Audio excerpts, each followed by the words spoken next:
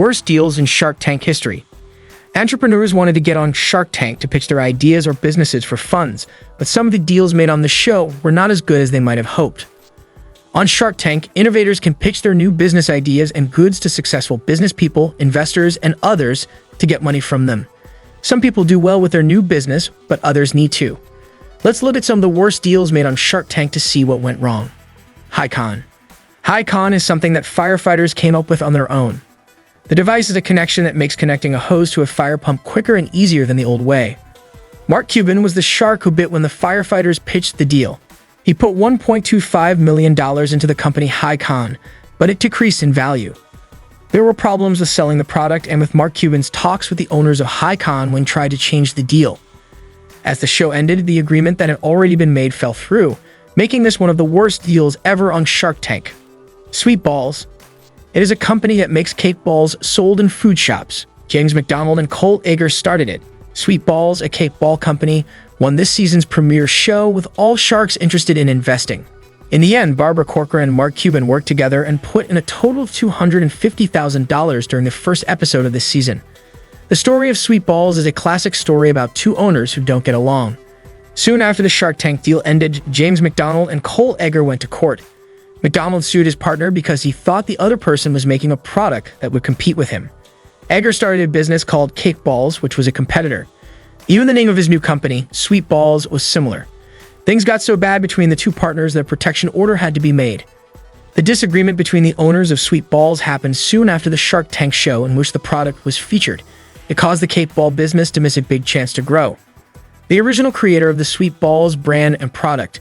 However, due to the missed Shark Tank opportunity and the extinction of Cake Ball Company, the business could be doing better, and McDonald's now only runs Sweet Balls as a side business.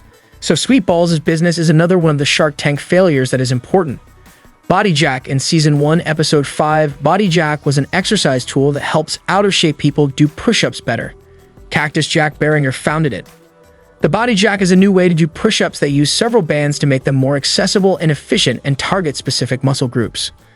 On Shark Tank, Barbara Corcoran told Jack Barringer, the owner of Body Jack, that he needed to lose 30 pounds to show that Body Jack worked and close the financial deal. He did this and the deal went through, but the business could have done better after that. Body Jack was later called one of Barbara Corcoran's worst deals, and Cactus was named one of her best deals. Jack stole all of her cash. Body Jack went out of business in 2012. But we can still say that Body Jack is one of Shark Tank's biggest flops because it has many problems. Breathometer. In Season 5, Episode 2, Charles Michael Yim developed a personal device that works with a smartphone app to measure blood alcohol levels. After a short time, they needed help to keep up with all the requests. As promised, it became clear that the item required to be fixed. The gadget could have given more exact readings, and sometimes it said that the blood alcohol level was much lower than it was. It's a big problem because it might make people drive when they shouldn't.